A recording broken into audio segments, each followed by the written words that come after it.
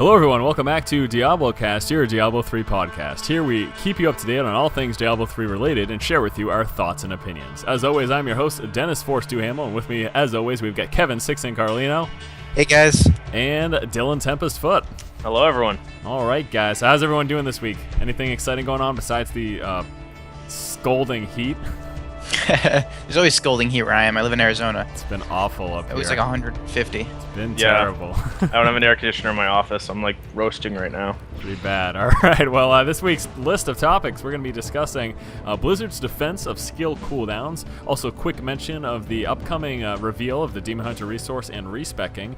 We've got the upcoming conference call on August 3rd, also some discussion about the Armory and Inspect system, and then some further information about item drops and the difference, any discrepancies between co-op and single player. So yes, that is a long list. We did miss last week, but no pouting about that. Let's just get right into it. All right, guys, so let's go ahead and move into the first topic of this week, which is going to be Blizzard's defense of skill cooldowns. All right, so last week we talked for a little while about the fact that skill cooldowns will be in Diablo 3. There was specific mention of the last few tier items for the Barbarian having 2-minute cooldowns, and we kind of made some I don't know, just kind of hypothesizing about how it'll work in the game and how it'll affect certain things. We did make specific mention about skill cooldowns effects on hardcore. Well, after the recording of the last podcast that we did, there was some basically defense from Bashok, further clarifying as to why Blizzard thought that skill cooldowns were necessary and how it's going to kind of play a role in the game. A specific quote from his defense was that the bottom line is that cooldowns allow for skill complexity or power by limiting them in a meaningful way. This can mean long-term balance even as stats inflate over time. He went into further discussion, mentioning kind of counteracting the idea that, well, instead of cooldowns, why don't we just increase the resource cost? People specifically said, the very powerful spells and abilities can cost 100% of a player's resource. And he kind of retorted with that doesn't seem really reasonable. They will be balancing skill cooldowns and resource cost as well, but it's not, I don't think it'll ever be to that severity of a full 100% resource investment in a certain skill or ability. So that was basically his explanation, also mentioning the fact that skill cooldowns are not something directly related to WoW. The accusations flew. People were saying this isn't World of, DiabloCraft, as they so typically like to say. But again, skill cooldowns have been around for a while. This isn't an idea specific to WoW. So I guess we can just kind of talk on this a little bit further, maybe add to our discussion from the last podcast. We'll start with you. Tempest. How do you feel about, the addition of skill cooldowns just in general, and do you think that it's reasonable to maybe not have cooldowns but just increase resource cost? Personally, I've always been a big fan of the idea of short cooldowns, which I think anything under the 2-minute mark falls along. Like 10, 15, 20 minutes, 30 minutes, I've always found to just be a hindrance to game enjoyment. But the great thing about it is it forces you to be strategic in the way you use your abilities. And, you can't just see some stupid little imp coming and, using their most powerful spell to wipe it from existence. You might, like you see this poor little, goblin huddled under as this huge storm and Tempest flies down upon it. That's not fair. But, so you might actually have to put a little thought in and be like, okay, well, maybe I'll, open up a few of these, like low-rank spells, maybe gather them so I can drop an AoE, or have to use a little crowd control while I wait for a cooldown to reset, and that the strategy involved is something that I really care for. Mm-hmm. And just from playing WoW, from playing Diablo, and especially the fact that there's no potions, as far as being huge resource investments, I think the game isn't fun when you can't cast anything. Yeah. So that's a reasonable that's a reasonable statement. Well, exactly. So say you use your super I win button and you kill 90% of the mobs on the map instantly, and then you have to beat the stupid goblin to death with your staff. I don't know. I'm not into that. I'd much rather have a balance of use of lower and higher powered skills and always be able to interact with the game. Mm-hmm. And always able to do what I like, which is casting and manipulating the game to my favor. Sure. I mean that's almost That's almost verbatim what Bashiok had more or less said for basically his reasoning. He had mentioned, if Call of the Ancients cost 100% resources, just as an example, then that wouldn't be really fun. He wouldn't enjoy that, and that's basically what you're saying, because you deplete all your resources and then you're just kind of auto attacking for like 5 minutes until you rebuild your rage or whatever.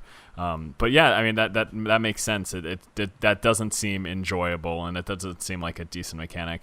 So I guess we'll toss it over to you, Kevin. How do you personally feel about this, and do you agree with their defense? Do you think that there are alternative means, or do you know of any other alternative means to curb back the power spells without only adding cooldowns to them?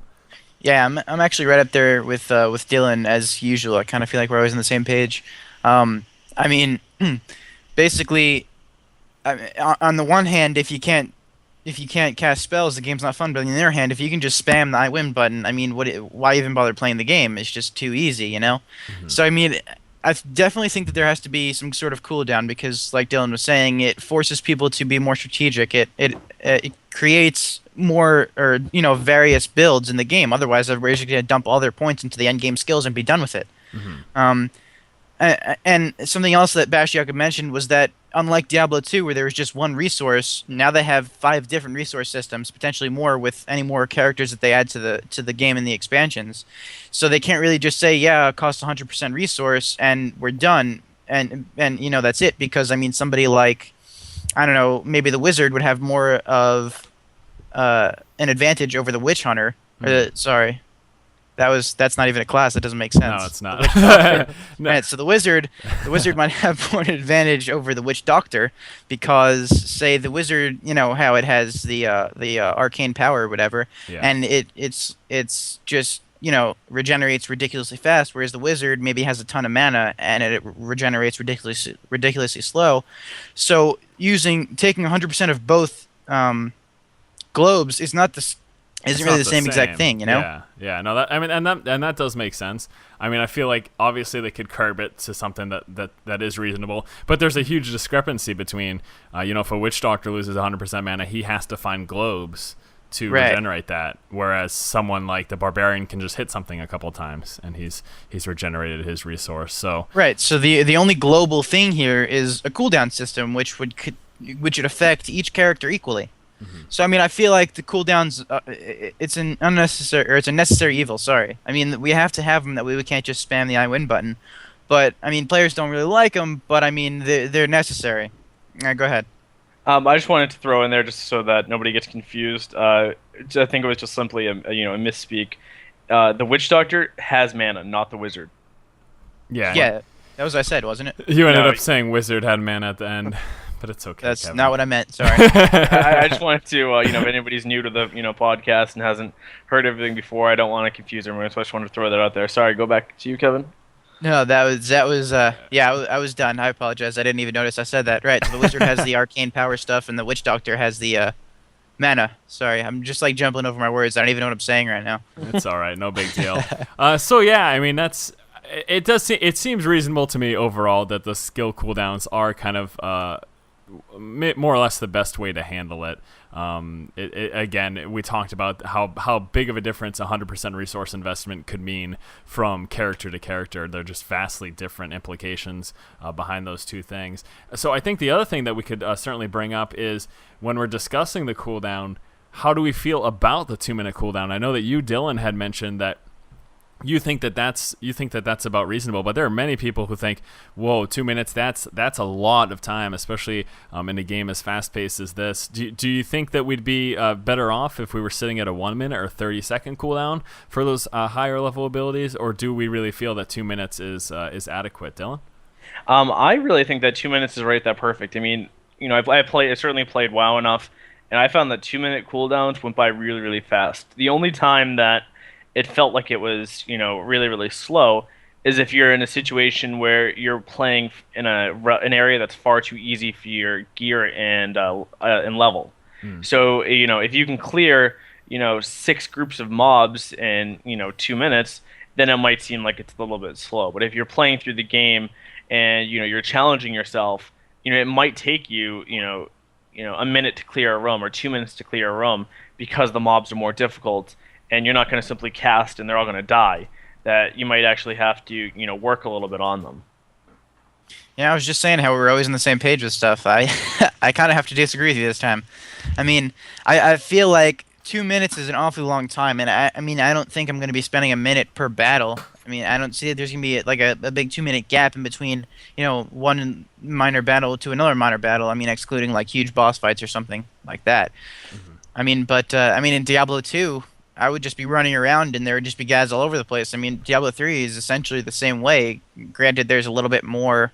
It's a little bit more linear from what I've seen in the BlizzCon demos, but I mean, I kind of feel like now that you guys bring it up, 2 minutes is an awfully long time. I'm thinking maybe 1 minute, 45 seconds, something along those lines.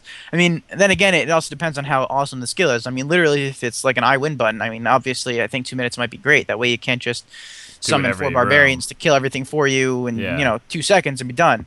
So I mean, I guess it depends. We really haven't seen all the skills, so I mean, it's hard for me to say exactly, but I don't know. I mean, just from what I know, I feel like 2 minutes may be a little bit too long.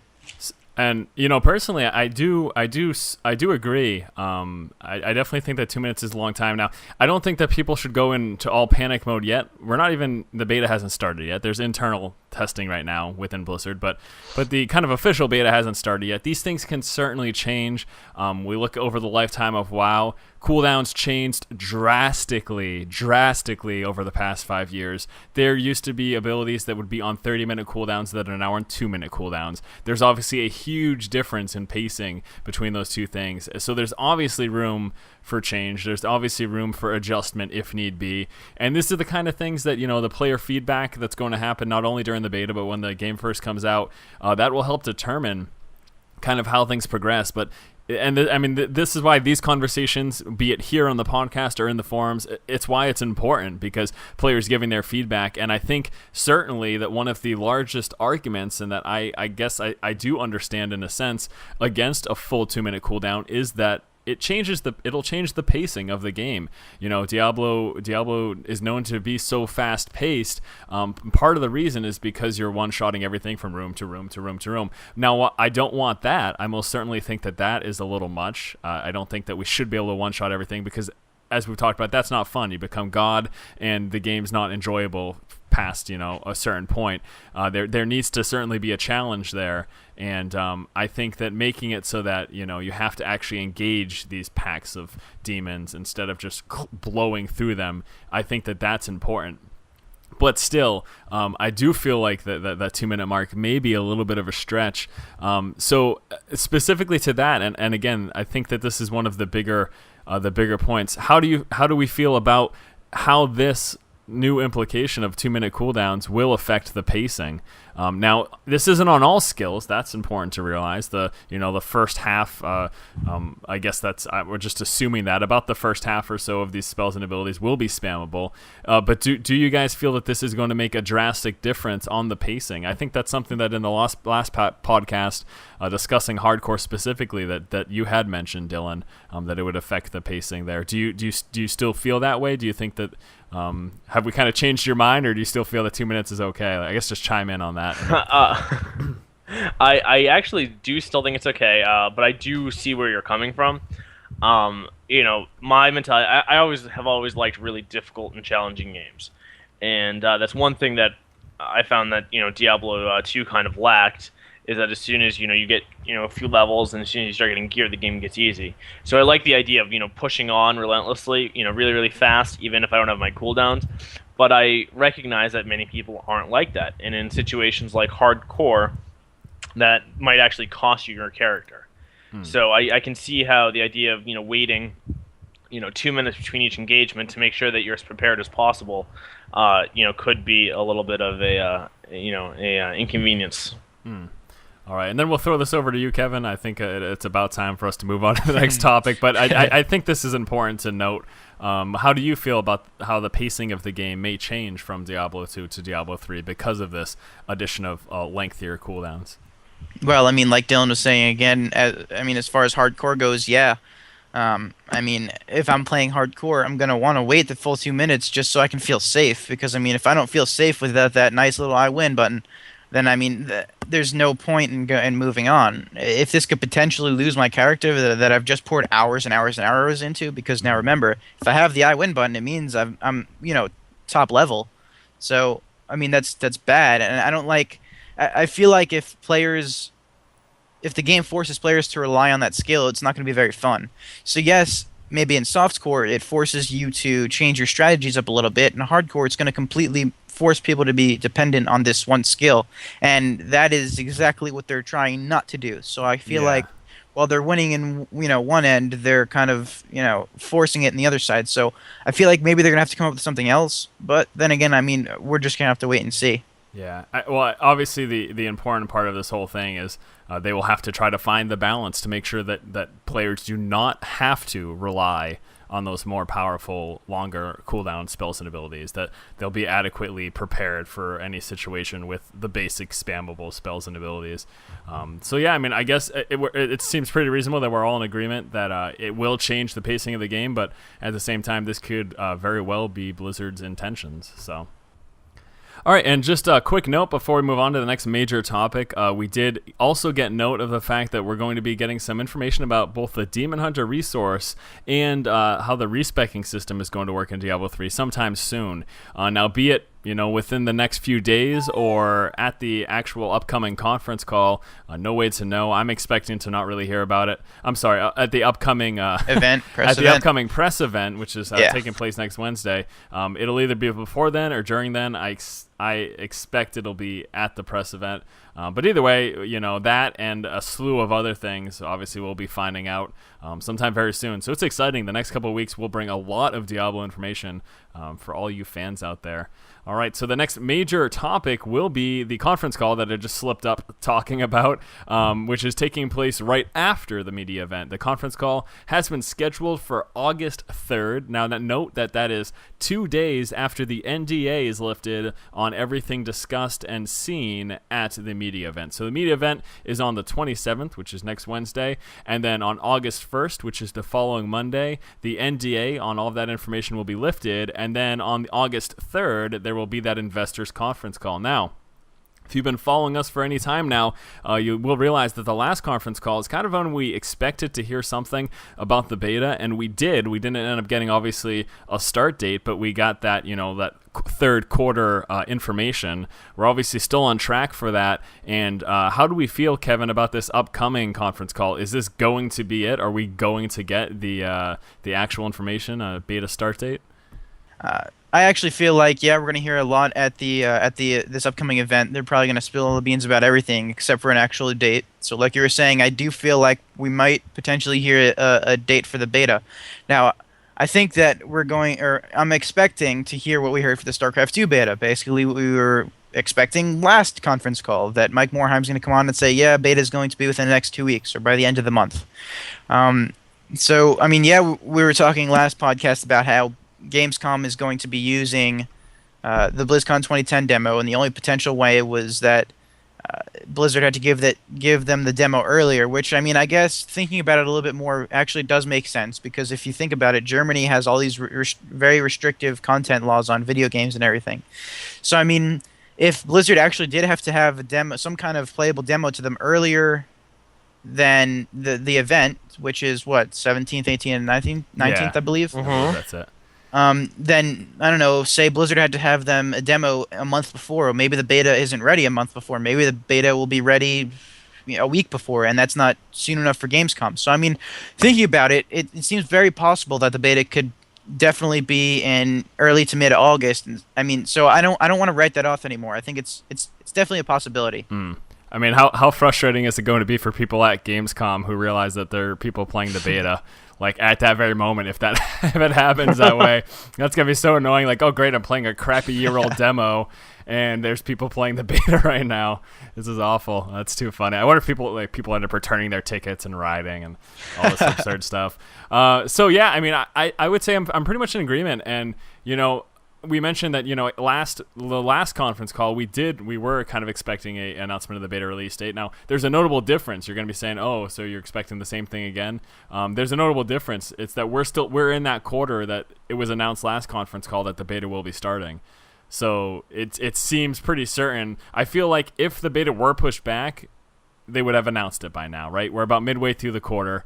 If they were pushing it back to quarter 4, it seems reasonable that they would have announced it. So, yeah, I'm right along there with you. I really think that during the August 3rd conference call, the investor conference call, that this time we'll be getting some information on the beta.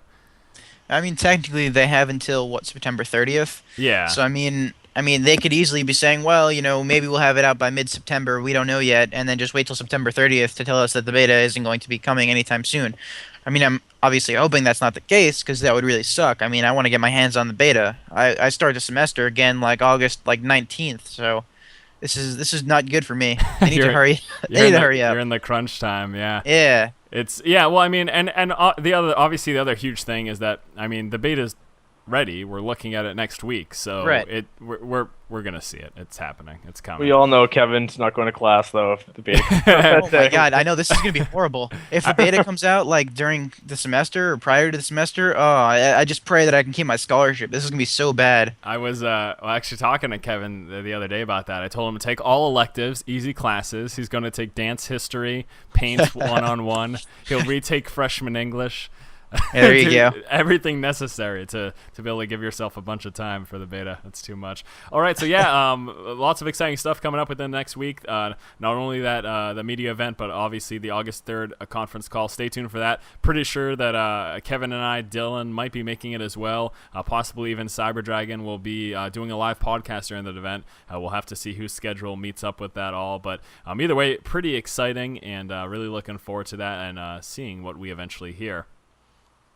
All right, next major topic will be Armory and Inspect system. Well, looks like we'll be having both. There was basically a blue post, people asking about a possible Inspect feature in Diablo 3 and an in-game or out-of-game Armory-like page, and the response was extremely likely, if not completely assured, for both.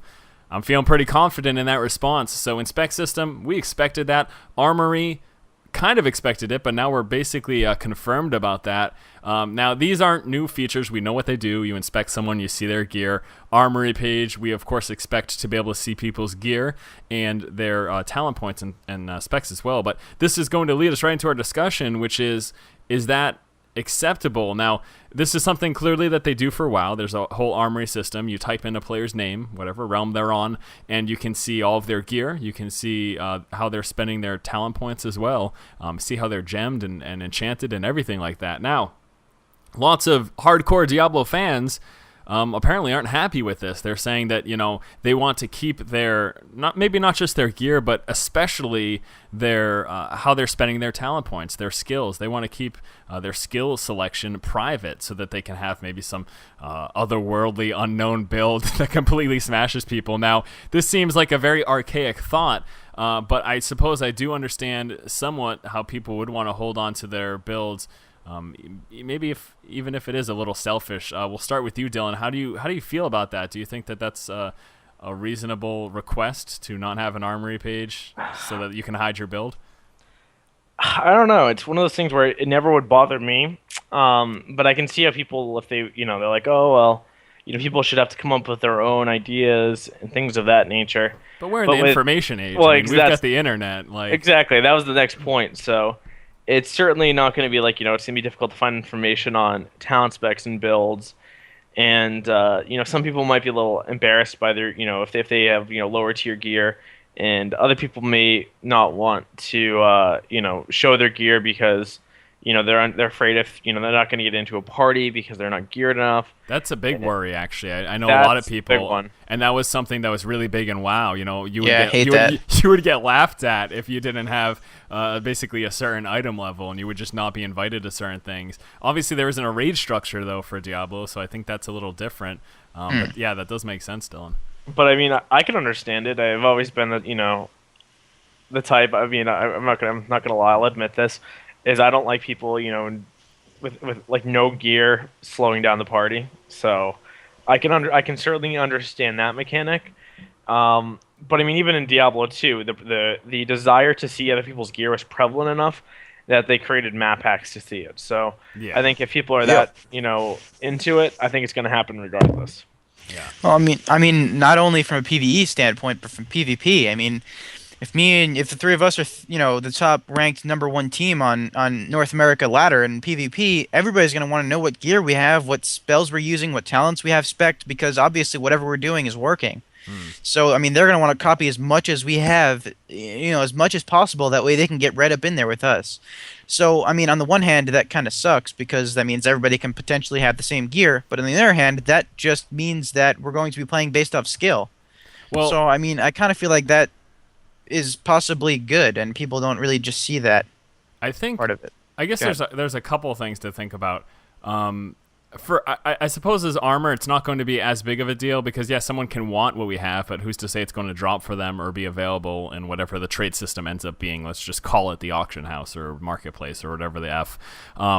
So getting the gear is one thing because things aren't guaranteed in Diablo. Everything's randomized, But I guess the skills, that makes sense. But my counter to that is in the spirit of competition, that just evens the playing field.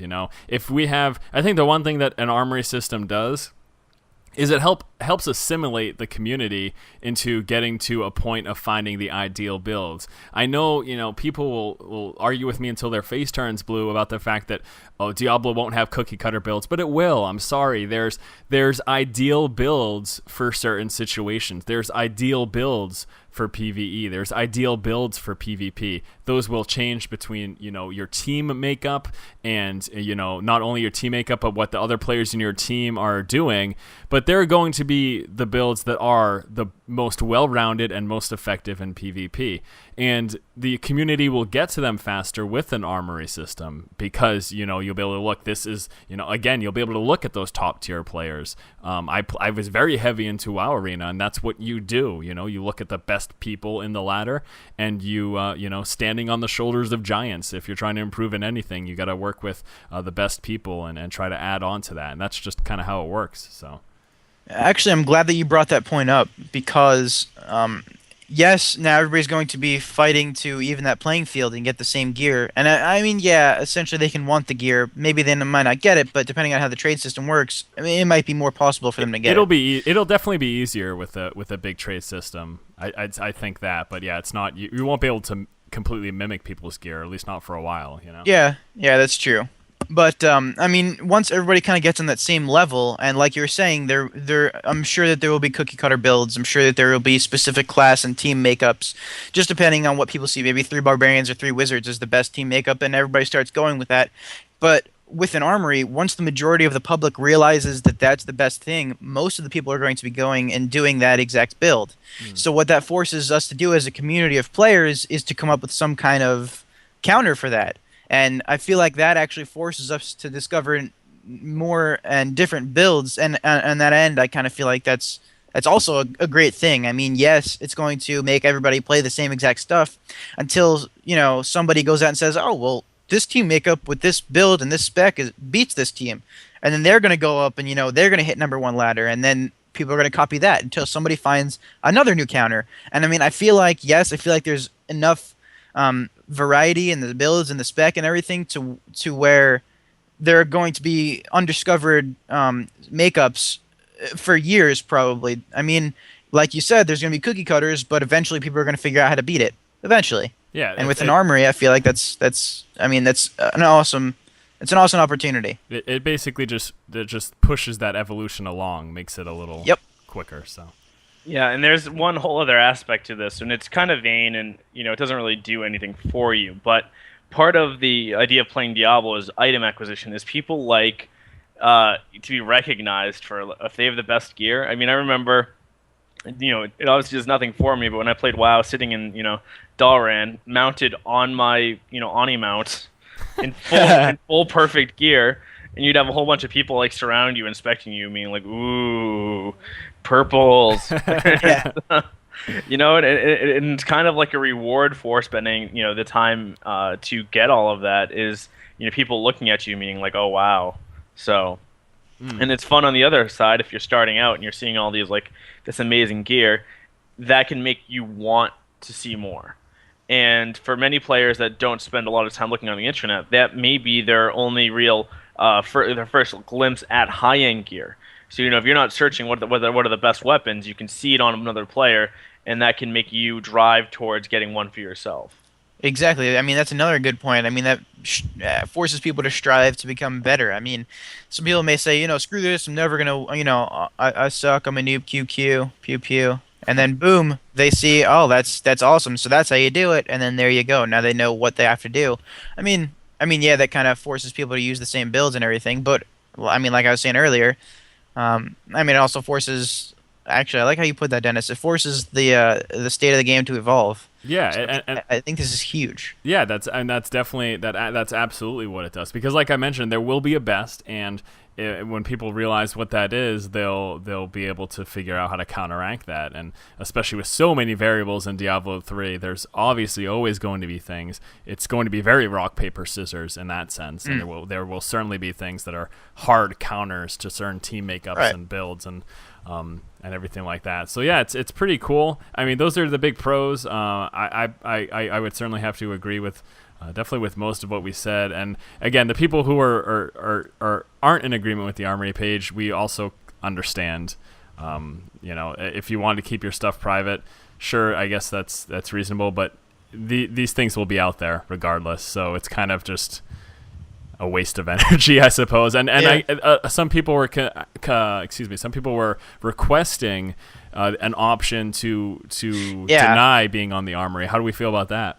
Yeah, I did see some people complaining about how privacy, this and that, and I think that's kind of a joke. Privacy, Though I do kind of feel like I do kind of feel like a tinfoil hat kind of a thing would be awesome, but that's just because I want to be able to keep posting on my World of Warcraft character with that black mysterious avatar because I think it looks awesome. I don't mind people laughing at my gear. I want to look cool.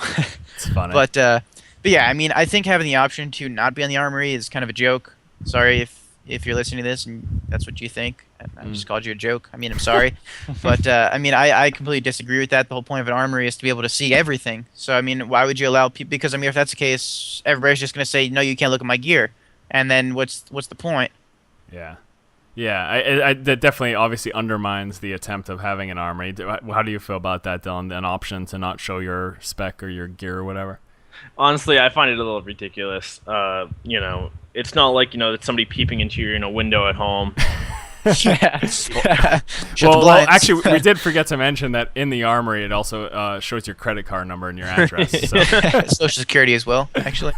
Yeah, that's just like kind of funny. That's I don't know. I've never understood that myself. Like, oh, I feel like my privacy been invaded because they saw my online avatar. Okay. Yeah, that's funny. And yeah, it's just it would just make it more difficult than anything. And overall, I definitely see the benefits outweighing any possible negatives. And I suppose if anything, people who are in issue with this are most likely just a loud minority, as it typically is. So yeah, all right. Well, I guess the next thing then to discuss, we're going to be bringing up item drops. Now, we've known for a while that item drops are on an individual basis. You're in a party of 2 players, and you kill a monster, and then an item will drop for you. And then maybe the next monster that drops an item will drop for your partner. So item drops will be individual. You do not see what drops for your partner, and he does not see what drops for you. And this kind of gets rid of the competition and everything of that nature. Now, a big question that people had was is there a difference, any sort of discrepancy between item drops and in the co-op play and in the single player play? The response to that is no. There is no difference in terms of in terms of your likelihood, I guess the percent chance we'll call it, of getting an item drop. If you are playing by yourself or with a group, there will be no difference. The only thing that increases these chances are obviously things like Magic Find or Gold Find or whatever. The idea being, though, is that when you're in a group, you kill things faster. That's a guarantee. If you've got 2 people, you will be killing things and mowing down rooms much faster than if there was just an individual person. So the benefit, of course, to playing with co-op is that the faster you kill things, the faster you increase that percent chance of getting some additional gear. I guess we'll start with you, Kevin. Thoughts on this? Yeah, I'm not sure if I like that idea. Because essentially, if it depends on how they balance the game. If monsters and the mob and AI are not, they don't scale with the amount of players, then it's just going to be a ton easier. right? Which doesn't make sense. I think it's still scaling, but it will still be quicker when you're with multiple people. Well, I'm pretty sure the difficulty's still scaling. I don't think they said that's changing, but I'm just talking about. I mean, okay, so if monsters don't scale with the amount of players in the game, that means they have to figure out how to balance the game for depending on how 1 to 4 players. So somewhere in the middle, I'm assuming. Which means if I play alone, it's going to be hard, or if I play with a full party, it's going to be simple. So that doesn't make sense right there. So if monsters do scale with the amount of players, that means if there are 4 players in the game, it's going to be harder. So I feel like if the monsters are harder, I mean, okay, let's just say there's 2 players in the game. Let's say maybe I'm 5 levels above my partner, and I'm carrying him throughout the game. Well, that just means monsters are that much more difficult for me. Why shouldn't I be able to get better loot? Anybody? I feel like I left you guys speechless. Are you confused, Dylan? Because he just confused me. No, I'm sorry. It was kind of no. I kind of get what he's saying, but I mean, I guess there's a few standpoints here. First of all, if you're choosing to party with somebody that is so many levels below you, that's your choice. It's not something you're forced to do, but it's your choice. So that's one way of looking at it. And I'm pretty sure the monsters will scale. That's just kind of one of the things that you almost have to do. And whether they do that, with damage and life, or if they do it with more mobs, whatever, it's pretty, evident that it will be increased in some fashion. But the idea is, if you have a party of, if you have everybody in the party that's contributing, you're gonna kill things faster, and you're gonna progress through it faster, and it's just better all around. I mean, you have to spend less time running around. For example, if you have a barbarian in the front that's gathering all the mobs and keeping them from running at you, well, then you can just, as a ranged, user, you can just lob in damage, and there you go. So, your extra items comes in the faster clear rate rather than as in, I'm getting better because I'm killing harder mobs. Mm. Yeah, and I guess that is a point. Like, Kevin,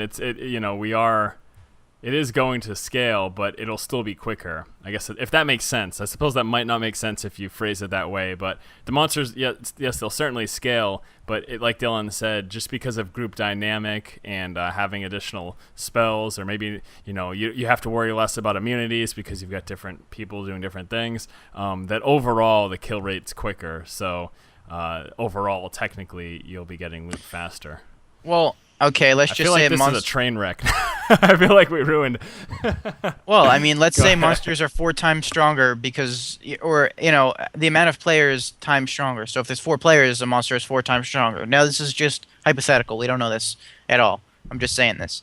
So if a monster is 4 times stronger, it would essentially make the kill rate the same exact, the same. Well, even less if only 2 players are trying to kill one particular mob. Well, go back to Diablo 2. They scaled. Did you kill faster when you were in a group than when you were alone? Well, I guess Diablo 2 is a bad example because everything gets one shot anyway. Right. I mean, I guess I don't really know. I mean, there are things that I could probably do by myself that I could have done in a party. I mean, supposedly things scaled, even loot, I believe. Yeah. Loot scaled. Loot scaled as well.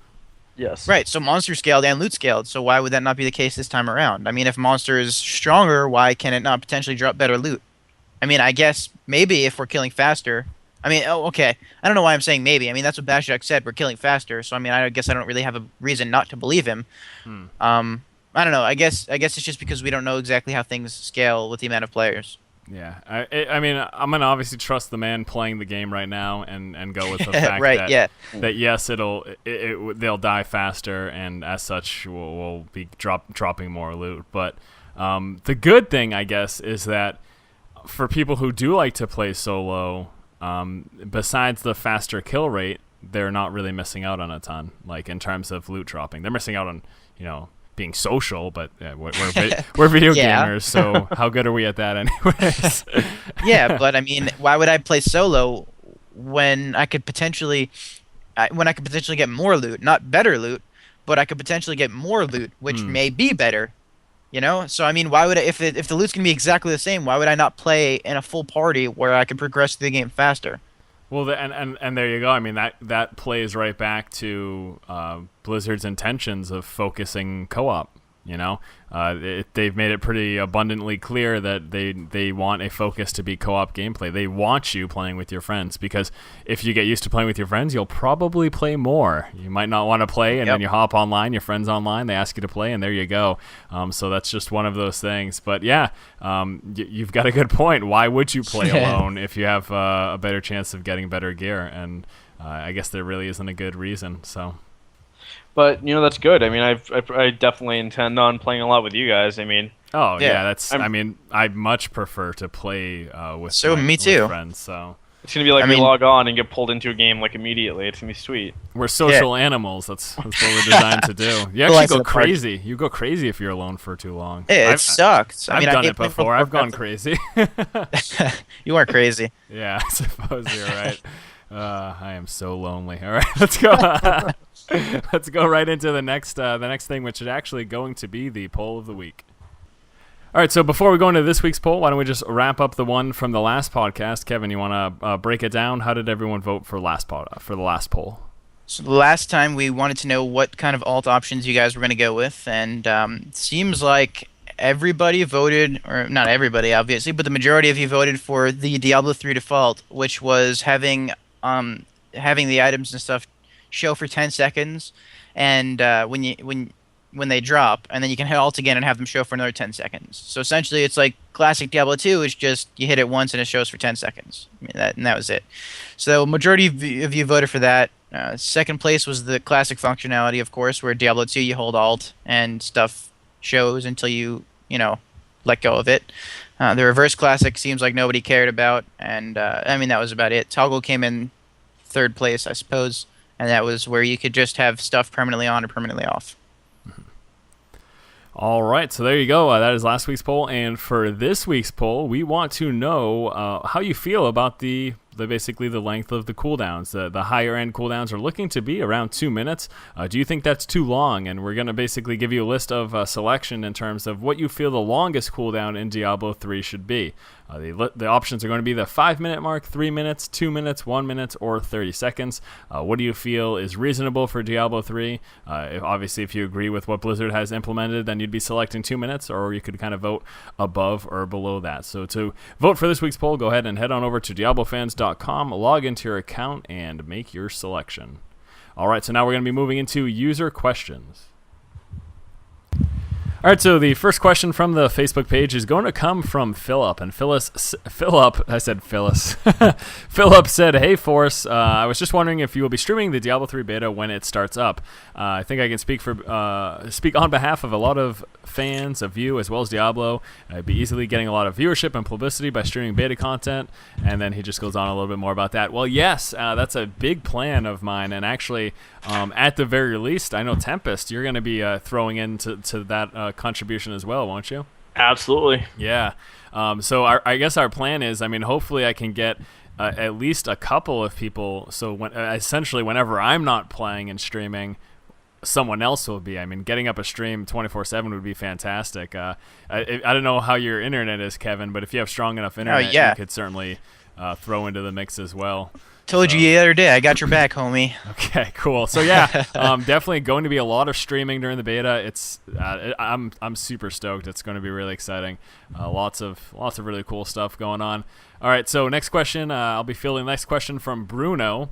Bruno asks, not the one from the movie. Bruno asks, will builds with shields be viable and strong in PvE, or will they be builds with shields viable in PvP? It's kind of a weirdly phrased question, but anyways, he's basically asking about shield builds and how they're going to function in the game. I guess it's obviously way too early to make that kind of determination, right? I think that's going to largely rely on what spells and abilities are available where shields would affect them. Maybe if we have any sort of a shield slam-esque spell for certain classes, but overall, as far as we know now, all classes can use shields, so the shield is basically just going to be another piece of, it's going to be a shield. It'll be another piece of armor that will increase to your total armor, your hit points, your stats, and all of that. Now, I think that most benefit, the classes that will have the most benefit from this will be possibly the ranged casters, because while as a melee character you sacrifice some damage when using a shield, that may not be as much of a case for a range caster. Do you guys have any thoughts about that? Do you agree, disagree? I kind of want to say that it depends. I mean, it depends. Maybe if we're in PvP, and again, I'm going to use the three of us as an example. Maybe I'm Demon Hunter, he's Wizard, and you play Barbarian. Maybe we need you to tank, so maybe you can't forfeit that. That a little bit of damage. Maybe we need you to tank that stuff. Where a shield would be much better than two swords or something along those lines. Yeah, I mean this is real huge hypothesizing. Obviously, Right. Regardless, using a shield, you'll sacrifice damage, and instead you'll be gaining extra survivability. So I mean, it all depends on the gameplay situation you're in. Yeah, Really. and your team makeup and all of that. And sorry, go ahead. Oh no, go ahead. I wasn't going to really add anything. And probably true for casters as well. I mean, I imagine they'll have two-handed and one-handed weapons like a staff compared to a wand, and I'm sure that the staff will have more stats. Yeah, So I'm sure and it's the that's same actually thing. I was going to correct Yeah. myself after saying that. I was basically going to say, you actually probably will sacrifice damage as well on a caster. So, all right, so there we go. All right, well, I guess we'll go to you next, Dylan. Do you have any questions from the Facebook page that you'd like to have answered? One in particular I actually kind of enjoyed. It was from Nate McCunn. And he asked, do you think level dungeon randomization will take into account how many and what type of character the players are? For example, if you are a barbarian and your friend is a monk, do you think a dungeon will be more likely to spawn a physical damage resistant boss? Or will the randomization simply be that purely random? Higher difficulty levels certainly would be more difficult and potentially more entertaining with the weighted randomization. I don't expect to see that. It would be kind of interesting, I agree. The one problem with that is people would tend to find it a disadvantage. People don't like immunities. Now, I know that Blizzard said there may be one immunity instead of the 2 or 3 that could happen in Diablo 2. But it's less of an issue because you'll have multiple different spells instead of speccing into one because of synergies. You'll have 5 or 6 effective spells that you can use to destroy even physical resistant mobs. So, but I think that was a kind of interesting question, and it would be interesting to see if if they made like, okay, well, are certain mobs likely to spawn specifically with killing you in mind. Yeah, I mean, that is actually really interesting. I do agree with you, though. I mean, I think the weighted randomization would probably be harmful. I kind of feel like anybody's going to make sure that they have a wizard or somebody that can do a bunch of different damage types in their party instead of just going monk barbarian and saying, hey, we can kill everything, which would that would put them at a loss. I disagree with that, but I think it would be cool. I disagree as well, but I just thought it was kind of interesting. Yeah. All right, Okay. very cool. And how about you, Kevin? What do you got over there? So I've got 2 questions, and one of them kills another question. So, all right, here we go. So, Ian wants to know. He's said he's starting to, or he's planning on making a guild with his family and friends, and he wants to know if we're going to be able to play arena with us. And I don't see why not. So, Andrew, that means yes, there's going to be clans and guilds eventually. I mean, I don't see why you wouldn't be able to, though. I do think it would be pretty sweet to have, guild versus guild or clan versus clan arena wars. I think that'd be awesome. But yeah, there's nothing forcing you to play with only guildmates or anything. Sure. And This is then actually, I'm sorry to cut you off, but just to add about this begs the question as to how they're going to handle arena teams. I am most certainly hoping that you are capable of having multiple arena teams at any given time.